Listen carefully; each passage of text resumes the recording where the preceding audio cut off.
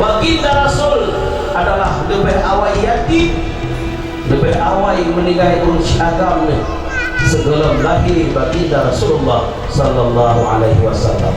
Dan dalam kehidupan beliau sangat mencintai anak yatim.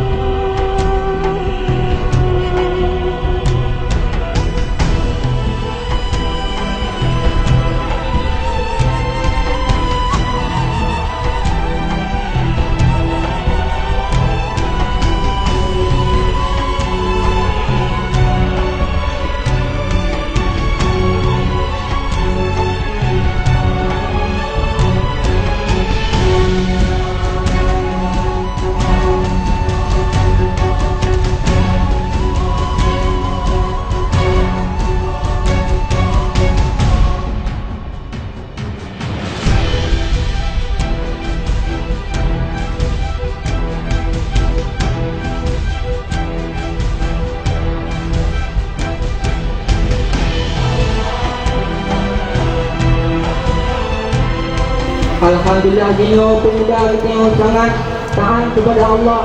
Walaupun kita yang hana daya pun, hana agama pesantren, ilmu yang sangat sedikit, tapi kita tak dukung pak macam perayaan hari besar Islam. Galak kita yang dah dukung cinta kepada orang ilmu, cinta terhadap sunnah-sunnah Rasul. Kadang si dengan sebabnya dia tamang syurga. Karena hai tunggu tamang syurga yang hana mesti dia tahan lagi itu tahan. Akan tetapi masuk syurga itu dengan redha Allah. Redha Allah itu hana mesti 1, 2 dan 3. Kadang-kadang si ras kita yang senang kagalan urung ilmiah sehingga dengan sebabnya dia tamang syurga.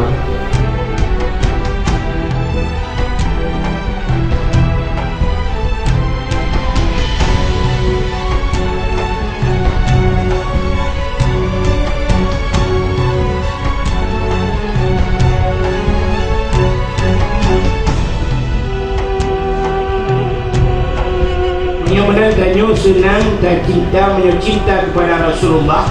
Cinta itu jangan bertepuk sebelah tangan. Cinta ke Nabi yang betul dibantah budak tajak bakna bak Nabi nehei tanyo mandum hai urang dayah kano kena kajak bak lu hanjit lu jali bak kata kena jak duhei tanyo li Nabi menyutajak dia asal Nabi nepurah li Nabi manzarani ba'da mauti faka'an nama zarani fi hayati wa manzarani ba'da mauti fakat lahu wajabat syafaati. Pada syafaat pertolongan lam uro yang cukup semua menggudung-gudung tanah sobela hana musabah payung hanapat melindung wahai cedara. Tapi bak watengan tutuh Nabi getanyo yang mulia dia pada yak tolong getanyo menyo getanyo kali dah sawa Nabi budak jak sawa Nabi.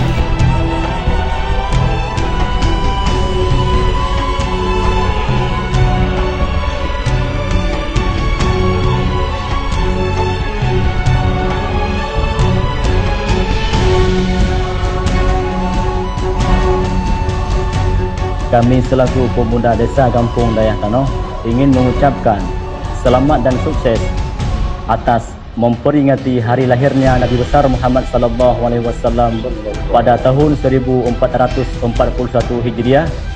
Dengan momentum tersebut kita doakan semoga masyarakat kita lebih mencintai dengan baginda Rasulullah sallallahu alaihi wasallam, dan kita doakan semoga masyarakat kita lebih mencintai yaitu tentang agama Islam.